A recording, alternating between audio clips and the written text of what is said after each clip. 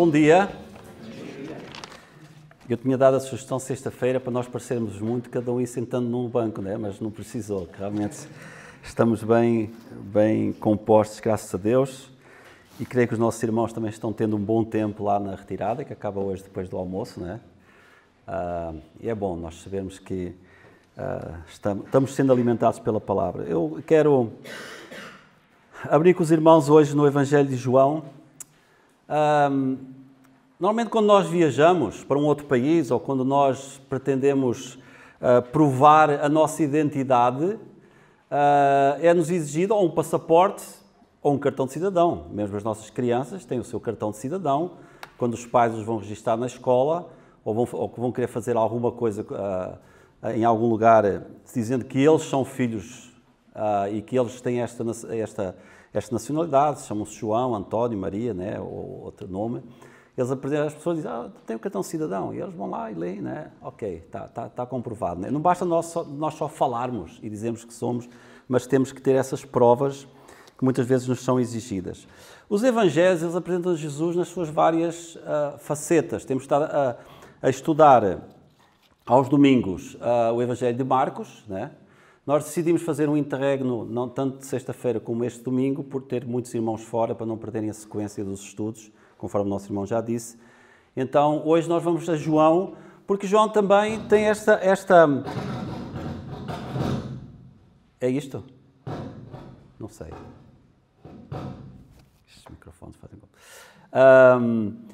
Tem esta preocupação, aliás, Deus encaminha João desde o início a identificar imediatamente quem Jesus é e qual o propósito que tinha trazido o Senhor Jesus a este mundo. E nós vamos relembrar, provavelmente para nenhum de nós está aqui, será uma novidade aquilo que nós vamos falar, mas é para nós relembrarmos estas verdades, porque não sei quem foi o irmão que falou isso há algum tempo atrás, mas ele disse que nós, como crentes, né, não devemos deixar de todos os dias pregar o Evangelho a nós mesmos, porque é importante nós relembrarmos de onde nós viemos, quem nos salvou, quem nós somos, a nossa nova natureza. E esta manhã nós vamos passar um pouco também por isso, lendo então este Evangelho de João, logo no capítulo 1, versículo 1. Então João começa por dizer: no princípio era o Verbo, e o Verbo estava com Deus, e o Verbo era Deus. Ele estava no princípio com Deus, todas as coisas foram feitas por ele, e sem ele nada do que foi feito se fez. Nele estava a vida, e a vida era a luz dos homens. E a luz resplandece nas trevas, e as trevas não as compreenderam. Vamos ainda ler no capítulo 14, versículo 9, que eu creio que é um versículo que, se não todos sabemos de cor, devíamos saber. E aqui é uma declaração das muitas declarações que Jesus faz ao longo do Evangelho de João. É mais uma declaração que ele faz quando ele começa este capítulo dizendo aos discípulos: olha, vocês não fiquem perturbados, vocês não fiquem inquietos, eu vou para a casa do Pai, depois de cumprir a missão, e eles entram um pouquinho em pânico, né? E Jesus faz então esta declaração depois no versículo 9 do capítulo 14. Disse-lhe Jesus: estou há tanto tempo convosco e não me tendes conhecido. Quem me vê a mim, vê o Pai, e como dizes tu, mostra-nos o Pai. Quem me vê a mim, vê o Pai. Entre as muitas passagens que nós vemos aqui. Então, irmãos, voltando ao início do Evangelho, João começa por dizer, olha, Jesus não é criação de Deus, né? Jesus é Deus. Então ele diz, no princípio, quando ele fala no princípio, estamos voltando lá ao início da criação, quando Deus criou os céus e a terra, criou o homem, criou os animais, a natureza. Então, João diz, olha, lá Jesus estava, né? Ele fez parte dessa criação. Então ele começa logo por identificar Jesus como alguém que sempre existiu, alguém que é eterno e que vem com uma missão específica a este mundo. E aqui ele é apresentado como sendo Deus, o Filho de Deus. Por isso ele diz lá na frente, né? Quem me vê a mim, vê o Pai. Olha, eu e o Pai somos um. Ele faz várias declarações nesse sentido. E quando há a dizer, ele estava no princípio com Deus, todas as coisas foram feitas por ele e sem ele nada do que foi feito se fez. Ou seja, João diz, olha, ele não só é pré-existente, ou seja, ele não tem existência, é eterno, mas ele criou todas as coisas. Tudo foi criado pela palavra. E aqui, quando fala do verbo, refere-se ao Senhor Jesus Cristo. Ele é a palavra. Foi ele que disse, haja luz. Foi ele que disse, hajam os animais. Criou o homem, criou mulheres. E desde o início, Jesus vai aparecendo ao longo da história, ao longo das Escrituras, como a manifestação de Deus, e manifestação essa que seria visível aos homens mais tarde, conforme nós temos vindo a estudar às sextas-feiras, nos vários exemplos que nós temos que demonstram ou apontam para Jesus Cristo e para a sua vinda e para a obra perfeita que ele viria realizar em nosso lugar na cruz, como o sacrifício perfeito da parte de Deus para nos remir do pecado, nos limpar e nos adotar como filhos de Deus. Então, João continua a dizer, olha, ele não só era o verbo, mas ele estava no princípio com Deus e todas as coisas foram feitas por ele e nada do que foi feito se fez. Nele estava a vida e a vida era a luz dos homens. Jesus é esse Deus presente, é esse Deus que criou tudo, é esse Deus que sustenta tudo com as suas mãos e é esse Deus que se vai manifestando ao homem e de forma perfeita e visível quando ele veio a este mundo. E estes homens e mulheres que tiveram o privilégio de conviver com ele, puderam ver, não só através das suas palavras, e o Evangelho de João é um evangelho onde aparecem muitas palavras de Jesus, aparece muita pregação de Jesus sobre o significado da sua vinda, aquilo que iria acontecer com ele, e também a importância do homem olhar para ele, reconhecendo quem é e como precisa de Jesus, não simplesmente o conhecimento de que Deus existe, não simplesmente o conhecimento de que eu até creio, eu até amo a Deus, mas algo mais precisa ser feito para que realmente a pessoa possa receber aquele que fez este sacrifício perfeito, conforme nós já lembramos também através destes símbolos, e o único que pode nos salvar. E nós sempre enfatizamos muito essa questão, porque às vezes há aquela ideia, né, um pouco na nossa mente, de que se eu for na igreja, está tudo bem, né? Se eu ler a Bíblia, se eu até acreditar em Deus, né? Se eu até acreditar que Jesus realmente é Deus, está tudo bem. Mas a palavra de Deus é muito clara. Ela diz que isso é bom, mas não basta. E nós vamos ver alguns exemplos disso também.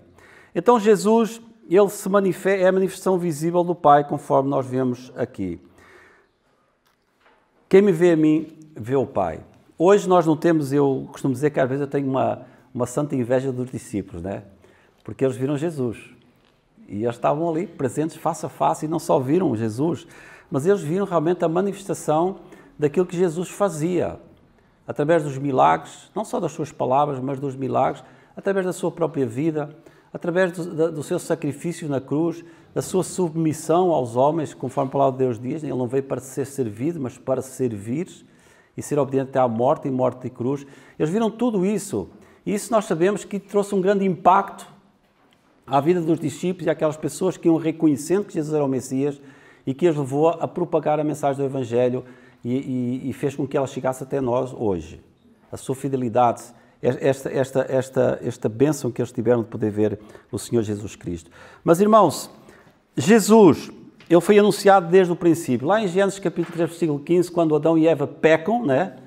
E ali nós vemos a mensagem sendo transmitida lá no capítulo 3, versículo 15. Olha, eu vou ler porque eu não gosto às vezes de falar os versículos de cor e depois fica alguma coisa para trás, mas os irmãos conhecem estas passagens. Ali nós temos a primeira declaração de que Jesus viria e Jesus iria trazer a solução para o pecado que tinha tomado conta do coração do homem.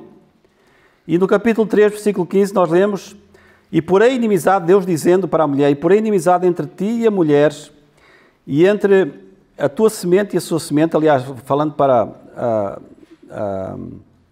esta serpente, esta te ferirá a cabeça e tu lhe ferirás o calcanhar.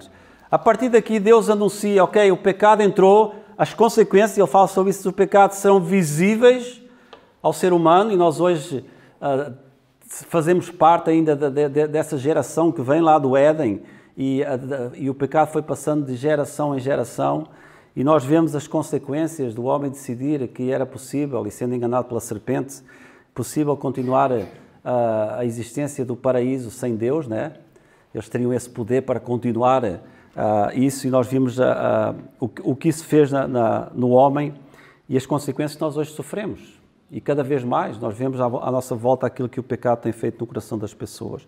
Mas não só isso, também lá em Isaías há um texto que nós conhecemos muito bem, no capítulo 9, Isaías 9, e nós temos vindo, pela graça de Deus, a ver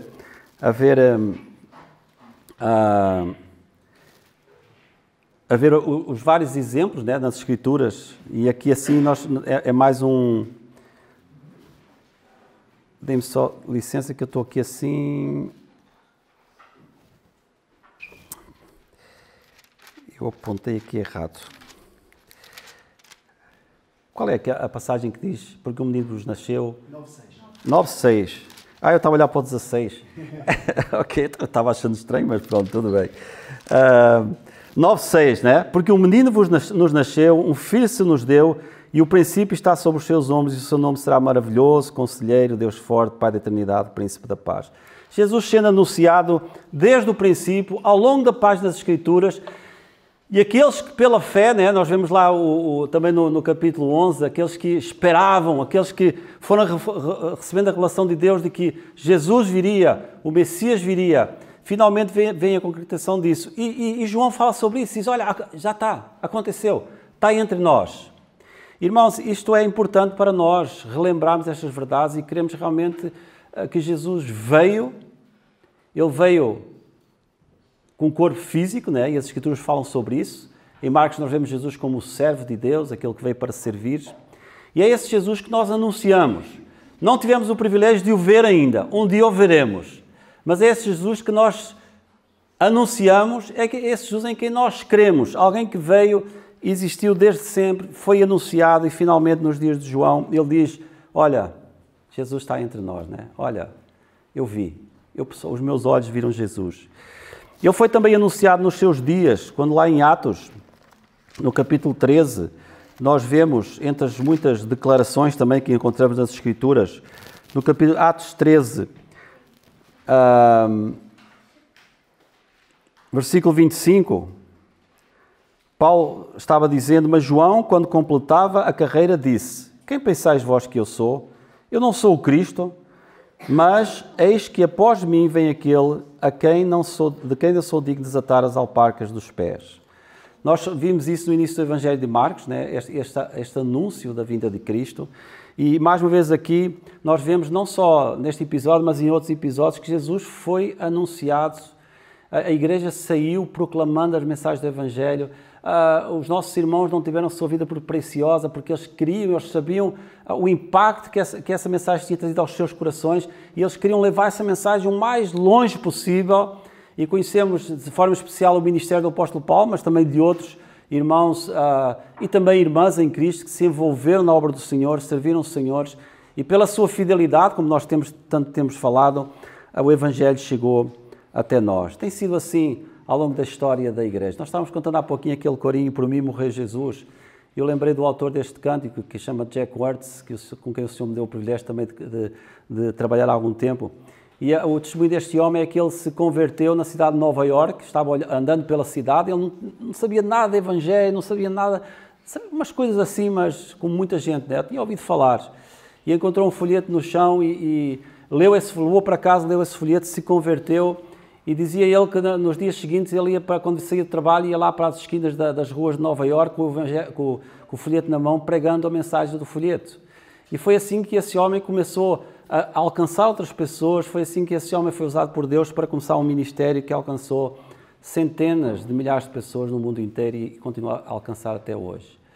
Fidelidade em anunciar o Evangelho de Jesus Cristo. E esse é o chamado que Deus nos faz também a nós. Mas para que nós cumpramos esses chamados, nós precisamos crer que Jesus Cristo é o Filho de Deus. Jesus é Deus. E anunciar as boas novas do Evangelho. E ele mesmo declarou, né? Quando nós vimos lá, já lemos esta passagem em João 14, 9, quem me vê a mim, vê o Pai. Vocês perguntam onde é que está o Pai? Olha para mim, né? Segue-me, obedece-me, faz aquilo que eu vos ensino, né? Tomé estava com esta dúvida e Jesus então o leva novamente a olhar para ele e a dizer, olha, Tomé, não precisas preocupar para saber onde está o Pai, porque eu estou aqui, né? Então preocupa-te com este momento. Olha para mim, porque quem me vê a mim, vê o Pai. Irmãos, Jesus também se manifesta a todo aquele que se chega a Ele. A questão aqui que eu gostaria também de levantar nesta manhã é o seguinte. Você crê no Senhor Jesus Cristo? Não é crer por dizer assim, não, sim, sim. Mas você já um dia reconheceu o seu pecado? Romanos 3,23 diz o quê? Todos pecaram e separados estão da glória de Deus. Eu gosto sempre de relembrar que a minha mãe conta que me levava na igreja, nas reuniões de igreja, né, desde os 5 anos de idade, então eu era novito, ali em Estarreja, aqui perto daqui. Mas só aos 17 anos é que eu já tinha interiorizado, mas mais tarde, não, está tudo bem. Até tem algumas pessoas na igreja que já me chamam de irmão, então vamos levando o barco, né?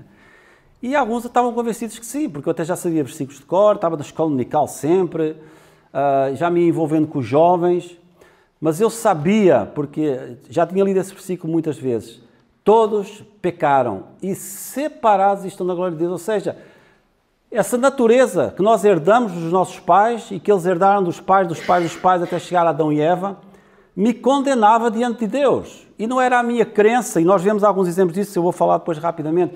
Nós vemos algumas crenças de pessoas que até eram religiosos, bem intencionados, tinham esse desejo de seguir a Deus, mas não deram o passo. Outros deram, né? E eu não tinha dado esse passo. E eu sempre digo, eu sou grato ao Senhor porque o Senhor preservou a minha vida até essa idade, porque se eu tivesse partido para a eternidade antes dos 17 anos, eu estaria condenado ao sofrimento eterno. Eu estaria no inferno. Mas Deus foi misericordioso. Então tem que haver esse reconhecimento.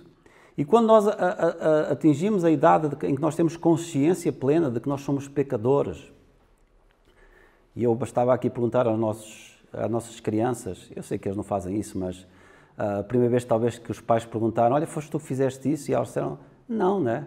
E nós sabíamos que tinham feito. O que é isso? É a natureza pecaminosa. Um menino que levanta o braço aqui e que diga assim, olha, não, mas o meu pai lá em casa, a minha mãe, um dia sentaram comigo e disseram, agora eu vou te ensinar a mentir. Algum pai fez isso? Tem aqui alguma criança que... Acho que não, né? Então, mas a gente mente naturalmente, mas o que é isso? É o que a Bíblia diz, é o pecado. É aquilo que nos afasta de Deus. E a palavra de Deus diz que esse pecado nos condena diante de Deus. Nos separa de Deus. E o que é que diz mais na frente em Romanos 6,23? O salário, ou seja, se nós não confessarmos o nosso pecado, nos arrependermos e confiarmos em Jesus como Salvador, o pagamento, né, o salário que nós vamos receber no final da nossa vida, quando partimos para a eternidade, porque o salário do pecado é a morte. Não é a morte física só. A morte não existia até que Adão e Eva pecaram. Aí sim, Deus colocou um ponto final à vida física do homem na face da terra. Mas é uma morte pior que a morte física. É a separação eterna de Deus num lugar, conforme a Bíblia diz, onde há choro e ranger de dentes por toda a eternidade. Não é por um período de 100 anos. E muitos daqueles que têm ouvido esta mensagem têm rejeitado. Ou adiam, né? Eu conto a história, e perdoam-me aqueles que já ouviram, mas vão ouvir porque temos aqui também pessoas novas. Quando nós estávamos no ministério com uma organização em Portugal chamada Palavra da Vida, nós tínhamos o nosso escritório lá na Marquês da Fronteira, no centro de Lisboa, e todos os dias íamos almoçar num restaurantezinho que tinha de esquina. E eu ia lá por causa da sobremesa, mas íamos lá todos os domingos, todos os dias. E tinha um jovem que estava a fazer universidade e praticava canoagem no Rio Tejo e pronto. E nós falávamos muito com eles e ele gostava, porque havia alguns irmãos, colegas que eram americanos e ele gostava de falar inglês. E ele chegou a uma altura, chegou aí no nosso acampamento, e ele chegou a uma altura que ele disse, olha, eu já entendi tudo. Eu vou prometer uma coisa para vocês. Quando eu acabar a universidade, eu vou me tornar um cristão. E eu lembro dos meus colegas, e nós nas conversas, porque ele sempre tinha à nossa mesa, sempre, não, mas não podes, tem que ser agora, hoje é o dia, tu não sabes o futuro. Não, quando eu acabar a universidade. E ele fazia parte desse grupo que fazia remo, e um dia eles resolveram descer o Rio Tejo, não sei se a partir de Espanha, mas vinham, e ninguém sabe o que aconteceu, que eles vinham nas canoas, a canoa dele virou e ele não conseguiu inverter e morreu afogado. E nós ficámos muito tristes, mais tristes ainda pensando, será que naqueles segundos em que ele estava... Porque ele já conhecia a mensagem, ele entregou-se ao Senhor, mas não sabemos. Mas era um jovem que estava no início da vida, nada previa, experiente naquilo que fazia. E quantas pessoas nós por vezes encontramos e dizemos, ok, olha, aqueles 3 grupos de pessoas que Jesus sempre encontrou, aqueles que diziam, eu não quero nada disso, isso não é para mim, né? Outros que diziam, olha, eu vou pensar sobre o assunto, depois até é interessante. E aqueles que declaradamente rejeitavam e diziam, não. Isso aí... não, e aqueles que aceitavam, né? Que diziam, não, Senhor, é isso que eu quero. Jesus se identifica como sendo Deus. E Jesus apresenta essa mensagem de salvação. Quando ele diz, eu sou o caminho, a verdade e a vida, ninguém vem ao Pai senão por mim. Jesus não diz, não é a religião evangélica ou católica ou mormon ou testemunho de Jeová, não é religião, não são boas obras. Jesus disse, sou eu. E até que o homem se confesse Jesus, conforme nós vemos também lá em Romanos, se com a tua boca confessares Jesus como Senhor e em teu coração creres que Deus o ressuscitou dentre os mortos, serás salvo. Esse é o único passo. Sabe, é dramático quando pessoas por vezes passam a vida inteira crendo em Deus, passam a vida inteira indo e assistindo em lugares onde a palavra de Deus é pregada e nunca dão este passo. Dizer, Senhor, eu creio que eu sou um pecador, eu creio que eu estou perdido, eu sei disso. Eu confesso Jesus como Senhor, salva-me. Eu quero te seguir, eu quero te amar. E o que a palavra de Deus diz? Se confessares, serás salvo. Se não confessares, continuarás condenado. E eu gostaria rapidamente de falar de 3 exemplos, nós estamos quase caminhando para o final. Aquele fariseu lá no capítulo 3 de João, que nós já lemos hoje, o Ricardo leu e muito bem, chamado Nicodemos, um príncipe dos judeus, né? um homem religioso, um homem que conhecia as Escrituras, mas que sentia um vazio no seu coração. E ele vai ter com Jesus. E é interessante que Jesus joga essa questão de Nicodemos, ok, é isso, olha, tens que nascer de novo. E ele, Senhor, como é que eu sendo um homem já de idade avançada, vou nascer de novo? Posso eu voltar, né, a nascer? E Jesus disse, não é esse tipo de nascimento. Ele diz que é nascido da carne é carne, que é nascido do Espírito é Espírito. Não te maravilhes, capítulo 3, versículo 7, de te ter dito necessário te é nascer de novo. Este é o nascimento espiritual. Este é o nascimento em que nós passamos de criaturas de Deus, simples criaturas de Deus, homens e mulheres criados por Deus, para filhos de Deus, adotados, com uma nova natureza.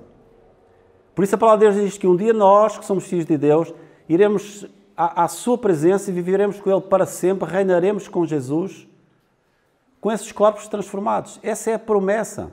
Mas o que é Jesus disse a este homem? Olha, é muito bom a tua intenção, ouviste comigo, é muito bom o conhecimento das Escrituras, mas há algo que tu precisas fazer também. Encontramos também em Mateus capítulo 19 aquele jovem rico que chega para Jesus e diz, Senhor, o que é que eu preciso fazer para te seguir, né? E era um homem cheio de boas intenções também, tanto mais que Jesus disse, olha, tens guardado os mandamentos? Sim, olha, desde que eu me conheço por gente que eu sou zeloso. Agora Jesus sabia que o coração deste jovem estava preso às riquezas. Então Jesus diz, vai, vende tudo o que tens, vem e segue. E este jovem se afastou triste porque ele amava mais as riquezas. E isto nos mostra também aquilo que por vezes nos pode impedir de ir a Jesus. Não, eu não quero deixar de fazer isto. Eu não quero largar aqui. E às vezes nós temos esse preconceito, sabe, Jesus ali, ele estava tocando num ponto que era, naquilo que era o Deus deste jovem. Não que Jesus está a dizer para aquelas pessoas que até têm dinheiro, olha, você tem que virar pó para ser salvo. Não é isso. Mas ele sabia que o que é que impediria este jovem de vir a ele? Que era o amor ao dinheiro. E não é só o amor ao dinheiro, é o amor a outras coisas que muitas vezes impedem as pessoas de entender aquilo que é o plano de Deus, mas dizer, eu não quero deixar isto, eu não quero, eu prefiro estar assim. E continuam condenadas. Lembramos de Zaqueu publicano, que era um homem também rico, era um homem desprezado pela sociedade, pelo cargo que tinha de cobrador de impostos e de ser conhecido como ladrão, mas é um homem que reconhece o seu erro, o seu pecado e confia no Senhor.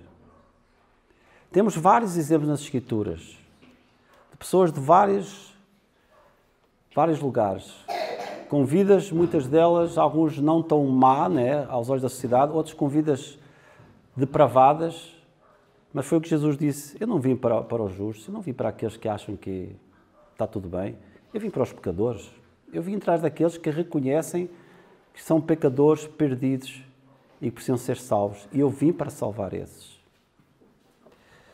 Saber quem Jesus é, ou que Ele é o único caminho, não nos levará mais perto de Deus.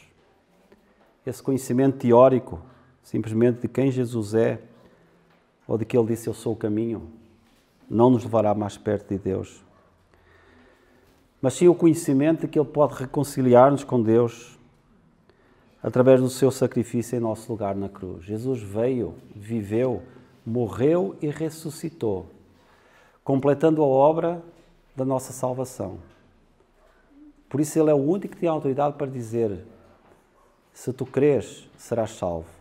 Se não creres, estarás condenado. E a minha pergunta nesta manhã é: você crê em Jesus desta forma? Você já tem entregado a sua vida ao Senhor? Você já confessou Jesus como Senhor? Se não, hoje é o dia da salvação. Não é amanhã, não é daqui a 1 ano ou 2, é hoje. Por quê? Porque hoje, durante o dia, muitas pessoas sairão de casa para ir à praia, para ir passear, com planos de voltar, e não voltarão.